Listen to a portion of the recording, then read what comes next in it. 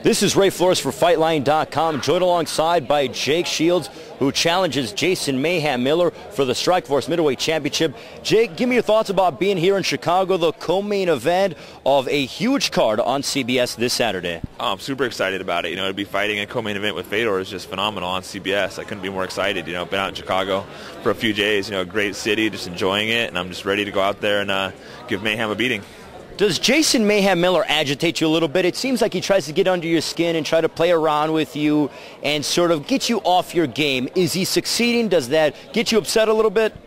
Not one bit. I don't really pay much attention to it. When it's locked in the cage, he can goof around all he wants, but on Saturday night I'm going to be out there trying to break his arm or knock his teeth out, and his goofing ain't going to make a difference. Now, assuming you get past Jason Mayhem Miller, you mentioned earlier before we started the interview that you'd like to possibly go back to 170, or you can kind of do both if need be. If you had the chance and the opportunity to make that decision, what would you do? Would you stay at 85 or drop down to 170? I would like to have both belts. Why not go for both, right?